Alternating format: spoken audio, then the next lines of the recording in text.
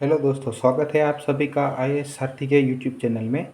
हम आज भारतीय विदेश नीति का जो 4th एडिशन है, राजेश मिश्रा सर का, जो सरस्वती आईएएस में पढ़ाते हैं, उनकी बुक है और उसके बारे में ये क्या यूपीएससी के लिए सफिशिएंट है नहीं है, उन सब के बारे में बात करेंगे।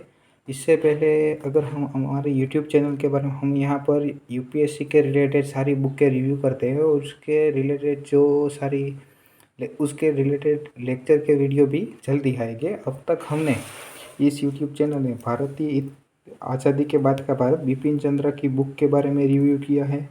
उसके बाद मध्यकालीन भारत के सतीश चंद्र की बुक का रिव्यू किया है और भारत का प्राचीन इतिहास रामचरण शर्मा के बारे में रिव्यू किया है। भारतीय राज्य व्यवस्था राजेश मिश्रा सर की बुक के बारे में रिव्यू किया है और आने वाले समय में हम ये सिविल सेवा सामान्य अध्ययन के अध्यायवार हल प्रश्न पत्र के बारे में रिव्यू किया है और आगे चल के हम ये आधुनिक भारत का इतिहास, जो सोनाली बंसल की बुक है, उसके बारे में रिव्यू करेंगे। और फिर ये भारतीय अर्थव्यवस्था रमेश सिंह के बुक के बारे में रिव्यू करेंगे।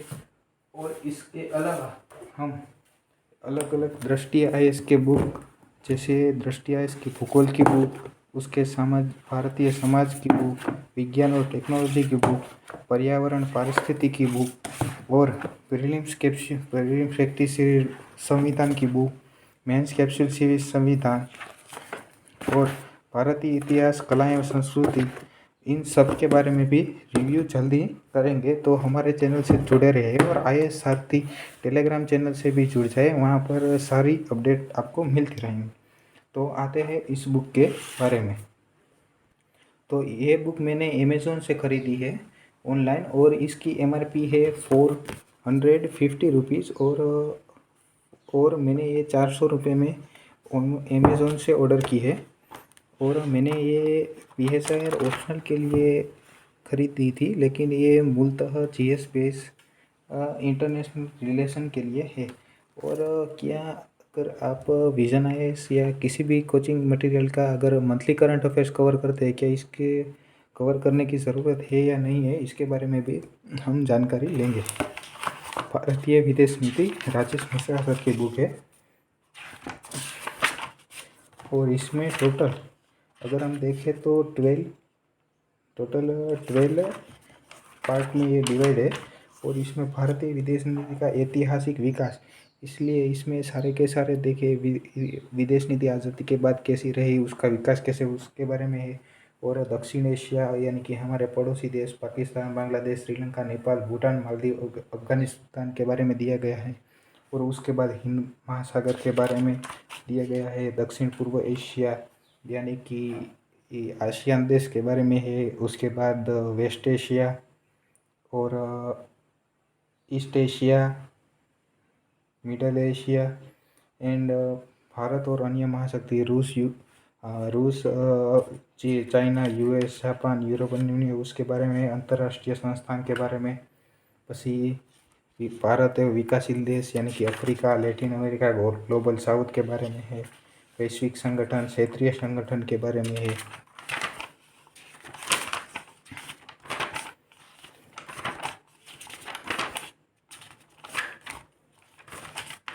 तो इसमें सारी की सारी इंटरनेशनल रिलेशन के रिलेटेड जो इंटरनेशनल रिलेशन से रिलेटेड जो टर्मिनोलॉजी है, वो यहाँ पर दी गई है। तो अगर इंटरनेशनल रिलेशन किसी क्लासेस से कवर ना करके, अगर आप सीधे सीधा अगर उसके बारे में लेक्चर नहीं लिया है, या कोई साइंस का स्टूडेंट है जो पहली बार ये इंटरनेशनल रिलेशन पढ़ रहा है, तो उसके लिए ये बहुत ही उपयोगी रहेगा।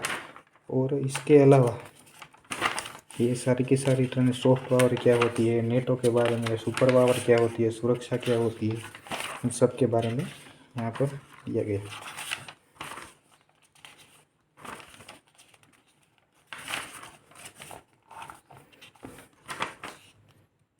विदेश नीति के निर्धारक तत्व।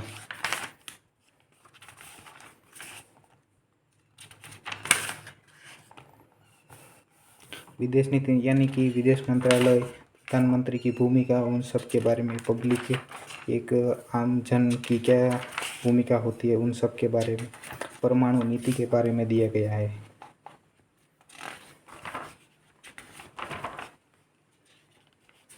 गुटनेस पे आंदोलन के बारे में है।